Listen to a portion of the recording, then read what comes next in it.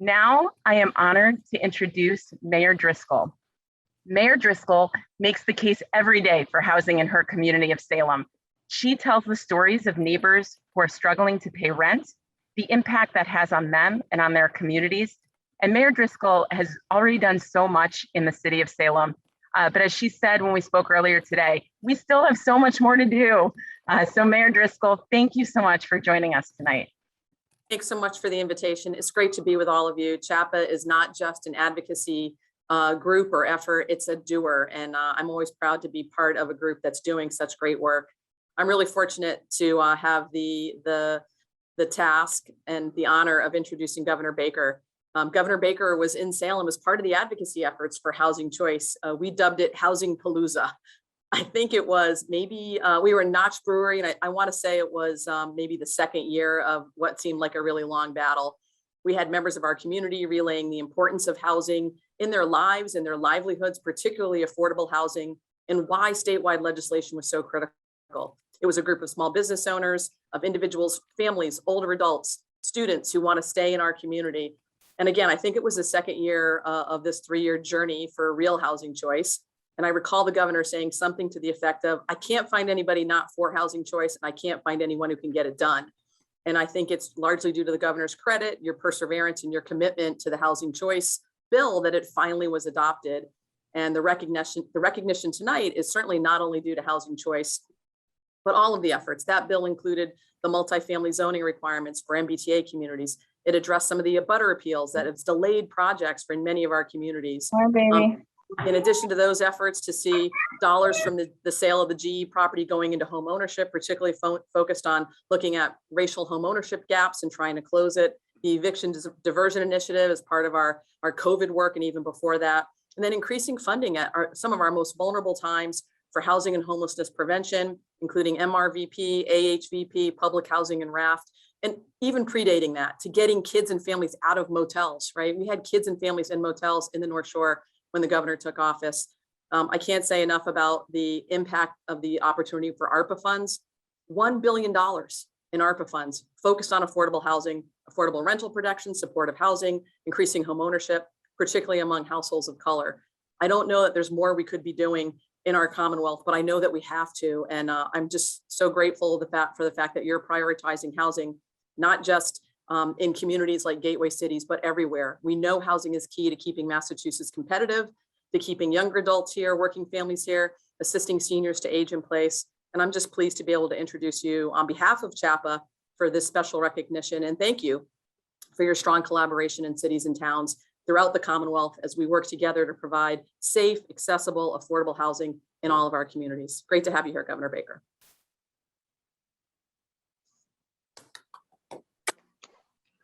So right back at you, Madam Mayor. And I must say to everybody who had a chance to listen to you tonight, you do sound like somebody who's been, I don't know, campaigning for the past few weeks. You've got the pitch down perfectly. And I must say that I had a lot of opportunities over the course of that 4-year advocacy effort around housing choice to constantly refer to all those 7-4 votes that you had before the city council in Salem, all of which lost. And along with all those other 3-2 votes that many of my colleagues on select boards had, it was pretty clear that in at least in housing and in zoning in Massachusetts at the local level in most communities, you lose when you win. And I think in many ways, one of the best parts of this whole long conversation that we had was the work that was done by CHAPA and work that was done by Mayor Driscoll and so many other municipal officials to make the case to their colleagues in the legislature that this really needed to be dealt with if we were ever going to get to the point where we would start creating the kind of housing capacity that we need here in Massachusetts to serve our people. And Mayor Driscoll made an absolutely spot on point about CHAPA. CHAPA is a 5-tool player, to use a baseball analogy.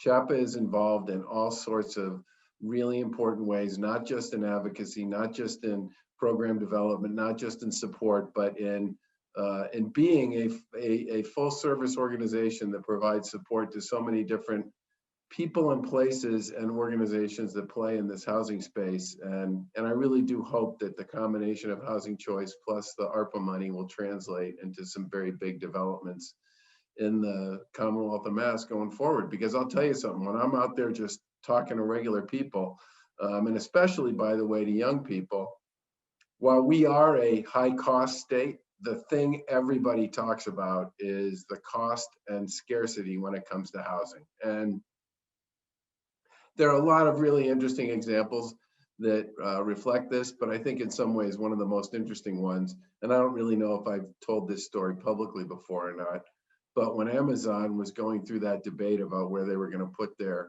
second headquarters, and they were looking at locations on the East Coast, and Massachusetts was absolutely one of the players.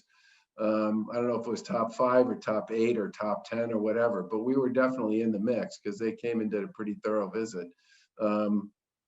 We were deemed coming out of that as not only having housing costs that were really high, but no obvious capacity to actually deal with scarcity. And the thing I say to people about this is, okay, so our housing costs were too high and we had scarcity.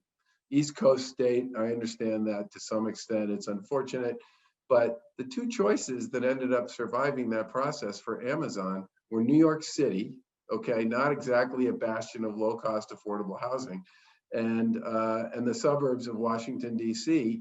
in Virginia. And I think in some respects that was, you know, if you ever needed a statement about just how expensive and how underperforming your housing market is, it was Amazon's decision to say that New York City and the metropolitan DC area were actually cheaper than we were. I do also want to, while I have the opportunity, to congratulate Amy, who I know very well, and Gladys, who I've spent a lot of time with in the last year, and Francis and Monique and Bob on their award and recognition this evening. And particularly to Francis and Monique, I just want to say how much we appreciate all you've done for this organization in particular for many years. On Housing Choice, which Mayor Driscoll spoke to, CHAPA played a huge role on that. And I get the fact that a lot of times legislation takes a long time to get done, and democracy's messy and all the rest. I don't know what I would have done if we hadn't been able to get that legislation passed. I do believe, I've already watched a number of communities literally go back to the drawing board on projects that won but lost by getting a majority vote, and just put them back before the same authorities that they were up before the bill passed, and getting them done. And I do think the language around public or transit-oriented development is going to be really important. And I have and that one has a special place in my heart, given what's going on in my hometown of Swampscott at the moment. We've been very good at putting money into the market to the extent we have one. We've probably done, I don't know, somewhere around $1.5 billion worth of housing investments since we took office, which is probably the most significant amount over any 5 or 6 year period in state history. But I have to say, one of the things I'm most pleased with was the development of the Commonwealth Builder Program. I don't know if Crystal's on this call or not, but Crystal, what I would say to you is I kind of wish it could have happened a little sooner, but that's not news to you because I said that to you over and over again for the past 2 years. But there was a pandemic, and I'll give you a little bit of a pass on that. But that program came about because I had a series of conversations with the folks on the Black and Latino Legislative Caucus, and with a number of the folks in the community development community who kept saying to me, you know, rental's great, but home ownership is better. Home ownership is about stability. Home ownership is about agency. Home ownership is about creating kind of what I would describe as a stronger and more effective web of people who are really rooted in the places that they live. And then I read a book that was given to me by the community development folks called The Color of Law, which talked at great length about U.S. policies with respect to housing and race over a very long period of time, dating up even to the 1960s, and how in many ways, almost all of the federal programs that made homeownership possible explicitly excluded people of color from participating in them. And the point of the book was the fact that there's this giant gap between white homeownership and black homeownership shouldn't be that surprising, because federal policy's basically driven it in that direction for a really long time. And that $60 million that we did with the Commonwealth Builder Program was what I referred to as a first step to try to get serious about coming up with program models that we could use to create home ownership, especially for first-time home buyers and especially in communities of color, who between the zoning issues and the federal policy issues around funding home ownership and low-cost mortgages and all the rest, I mean, it's been a pretty rocky and frankly lousy ride. And that was why when we put together our ARPA proposal, which is Rachel pointed out is $1 billion. 500 million of that was for home ownership, 300 million literally for first-time home buyers, and another 200 million for the Commonwealth Builder Program, all of which, in our view, should be directed at those communities that were hardest hit by the pandemic, which obviously, for the most part, are in fact communities of color here in the Commonwealth. The legislature, the House, as everybody I think on this particular gathering knows, did what I would describe as a good start on this one. We'd like to see them do more, and we hope that during the course of their debate, they'll continue to add to what is a very, a very strong $600 million proposal to begin with. But obviously, I think this is one of the greatest challenges we have here in Massachusetts from an economic and a community point of view, but it's also a really important equity statement that we need to make going forward. I do also want to speak briefly about the eviction diversion initiative. The legislature was incredibly helpful in getting this thing started. It gave us a big head start on putting the infrastructure in place that was necessary to actually make a program on a grand scale work in something like this. And I think so far we've put about $320 million into our eviction diversion initiative, and we've served somewhere around 45,000 separate households over that period. But one of the benefits of having started to do this with state resources based on the arrangement we put together with the legislature is we were already doing this when the federal government got around to creating their program, which meant all we had to do was take what we were doing and put their resources and their rules into the program we'd already developed, which is why we've been one of the top 5 states in the country in terms of dollars out the door to support people who are dealing with issues around rent and around housing insecurity for the better part of the past year. And the good news on that one is the program has been very effective, and I think most people, Rachel mentioned this and so did Mayor Driscoll, but in addition to that, because we are such a high performer relative to other states on this, when the feds go through this process they're about to go through with respect to reallocating unspent dollars, it's quite likely Massachusetts will get a pretty big chunk of change from them, which will be really important in the grand scheme of continuing to do the things we need to do to help people who are still struggling with these issues. I don't have to tell anybody on this call that while the statewide unemployment rate's around 5%, which puts it plus or minus at about the national average, the unemployment rates we have in many of these same communities that we were talking about previously are significantly higher than that. And we have a lot of work to do to help those folks get back to work. There's a lot of money in the House's proposal, the Massachusetts House's proposal for workforce support, skill building and credentialing, which is great. But in the meantime, we have to continue to do the work we've been doing to make sure those folks can stay in place over that period of time for their kids, for themselves, for their sanity, as we all continue to dig our way out of this really brutal pandemic. I think the final thing I'll just say, and then I'll stop, is I do want to give a high five. I heard Crystal's name mentioned earlier. I want to give a high five to Jennifer Maddox. She has done a really terrific job. I mean, I think she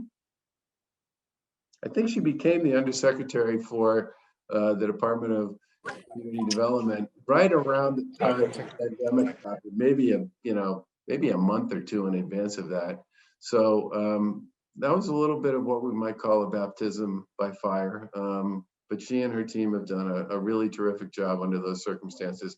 And I know how excited they are about the opportunity to put serious resources to work, hopefully on a bill that we get from the legislature by the beginning of December, plus or minus.